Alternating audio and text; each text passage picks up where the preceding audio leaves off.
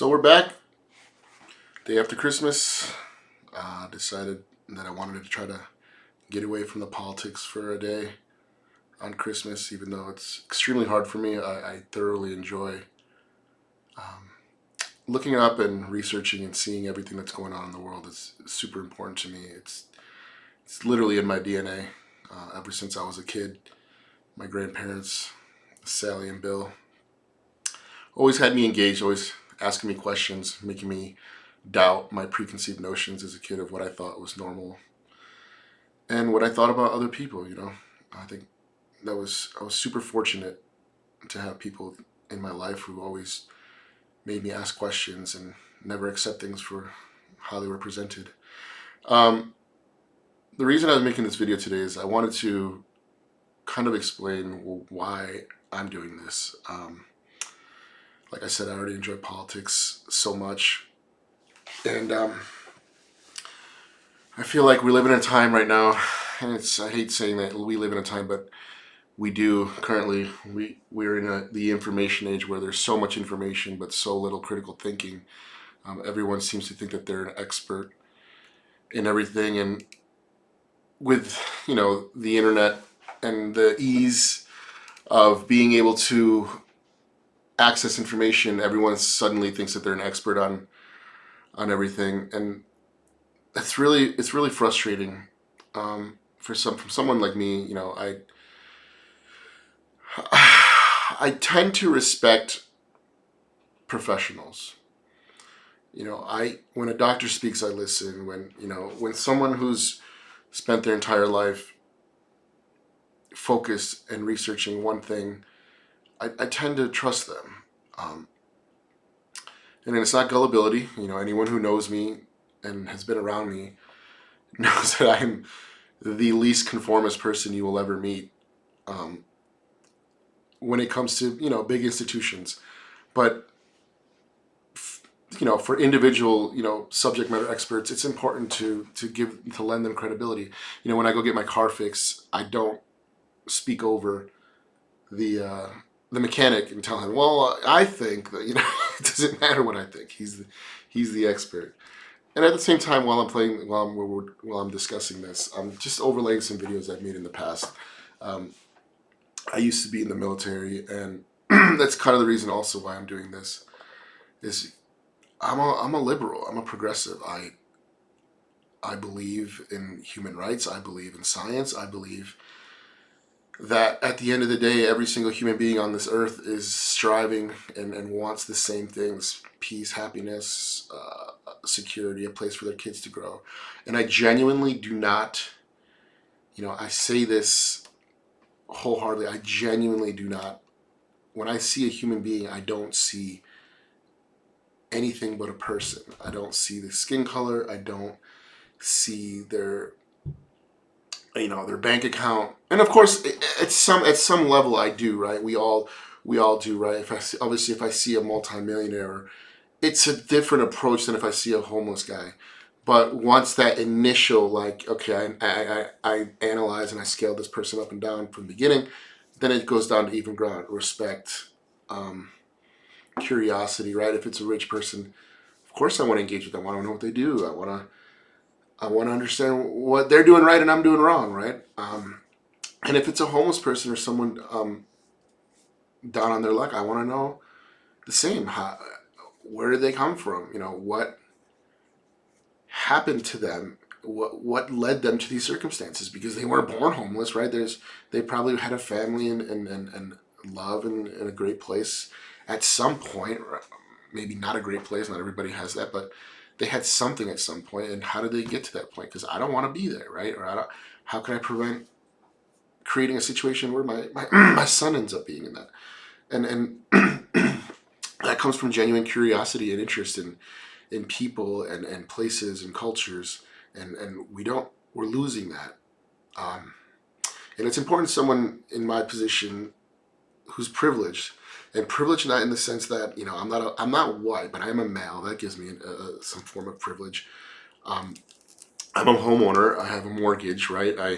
I'm already ahead of many people in that aspect.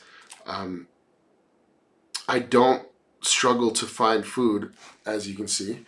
I don't struggle to find shelter. I have socialized medicine as a veteran. Imagine that, socialized medicine. I guess I'm a communist. And it's people like me. I was watching, I forget the senatorial candidate out of Maine. He's the one running right now, who's a former Army Ranger. He said, in a speech that it's our obligation as men and as privileged men to speak out, and defend those who can't speak for themselves and or are afraid to speak for themselves because there's threats of violence to them right now. Specifically speaking, the trans community, the gay community. Shit, at this point, even just being a woman, they're fighting to take away your rights, and it's our obligation to speak out and to include those, the immigrant communities. I myself am an immigrant. I came to this country when I was 4 years old, and I've been through the ringer. I've done it all, and I've seen it all. I've gotten free clothes at the church as a kid. But at the same time, I also grew up in, later on in high school in the suburbs. I had a great experience, in suburbia America, right, where everybody is has a nice house and it's safe and it's secure, and you go to the football games and prom. And at the same time, I faced racism during that, so I had to navigate that situation. But all while during that time I was in high school, I had this urge to see the world and to meet people and to do things. My stepfather, my family in general have always been world travelers, to include my grandparents. And my father took, me and my brother to, the Europe, and then to India for 2 weeks in 2000, before 9/11 all happened. And that really opened my eyes to how the world works and how people are and how we're all the same. And after high school, I went to college, hated it. I did not want to read books. I wanted to experience the world, so I dropped out, moved to Denver with my sister, realized that Denver is just like New York, basically all the same. Ended up joining the Army.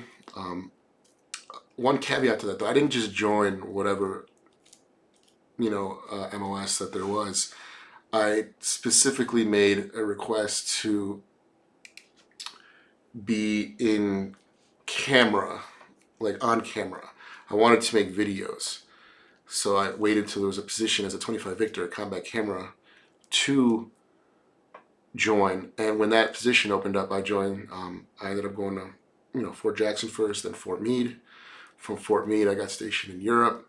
While in Europe, I was in Hohenfels. And in Hohenfels, I was tasked to document and help just train, any U.S. Army forces that came through Germany before they deployed to Afghanistan or Iraq. To include the U.S. forces, we also worked with NATO forces. I worked closely with anyone from Afghan National Guardsmen to Slovenian, Irish, Czech, Georgian, Italian, French, British, Canadian forces who were all about to deploy, and they all came to Germany to train. I was there for 2 years. We did that. It was a lot of work, very, very rewarding, very fun. And on my off time, I would, direct music videos and try to grow my camera abilities, which is kind of what I got going on in the background right now. After Germany, I got sent to Fort Meade, Maryland, where it was basically where all the combat camera guys are located, and units from all over the military would call, hey, we need guys for certain missions.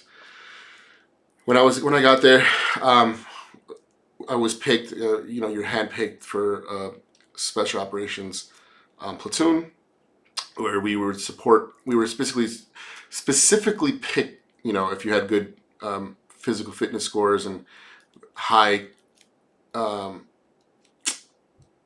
do you say? you're proficient in our job, right, with camera and video, and you got a special recommendation. Somebody had to say, hey, yeah, this guy, I could vouch for him. He's solid.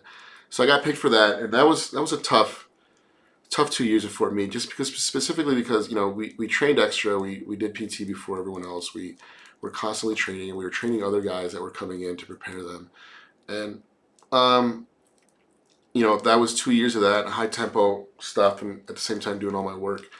And a lot of stuff happened during that time. And the reason I'm going over all this, and there's so much more that happened after that, including me moving to Nicaragua and helping fight Daniel Ortega, who's the current dictator of there, and being exiled from there and coming back to the States, is that I wanted to give a little bit of a context and framework as to what has brought me to this position in my life. And the kind of experiences that have helped form somebody who, if you walk down the street and you see me, with tattoos, sometimes I wear my army camouflage hat, you would think I'm just your classic conservative or patriotic right-wing guy, and you probably wouldn't approach me. But the moment you have a conversation with me, you'd realize I'm not a hippie, right? I'm not a vegan, and I do own guns, but I genuinely believe I'm a humanist, right? I believe that we're all the same, and we're all in this together, and it's important for us to work together as the middle class to speak to our own interests and prevent oligarchy again, because that's what we're going to end. I mean, that's what we already have at this point, right? Elon Musk has enough money to buy all the sports franchises in America. It's kind of crazy and absurd, but that's where we're at. So I had to set down my doubts, right? I've always been behind the camera. I've never been in front of the camera. I'm not the best speaker in the world. I hope to grow in that aspect. I don't have the best camera face, and I don't even have a radio voice. But I got tired of the excuses I've been making myself. Actually, I recently bought this book, and it really kicked me in the butt about procrastination and stopping making excuses. It's called the Black Book of Power by Stan Taylor. It's super good so far. I'm like in chapter 2, and I've always had an excuse as to why I've always wanted to do this. I've always been outspoken. Anyone who knows me knows, hey man, don't get Luna going, because he will just go on for days. So I've decided that I wanted to just get filming, right? I have a background in video. I know how to do these things. I just haven't done it because I have this doubt, right? They say that ignorant people are the most confident, and I don't feel confident because I feel like I don't have all the answers. I don't know everything, but I have to try. I have to try, because we're just bombarded with ignorant people who don't know anything, who are just so confident, and they just go on camera and they flood the TikToks and flood Instagram and Facebook with nonsense.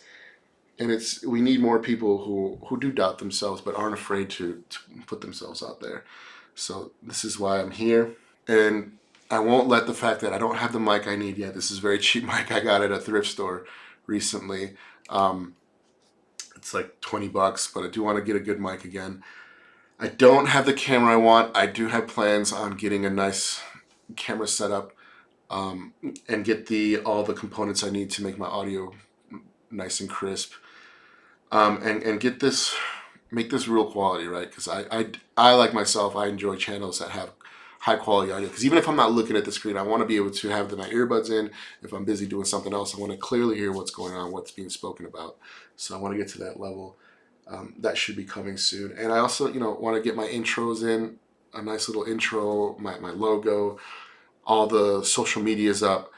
But I didn't want to use that as an excuse, right? In the past, I would have said, I want everything perfect first, and then I'll do it. So I said, no, fuck it. I'm going to just get on camera, and I'm going to just start talking.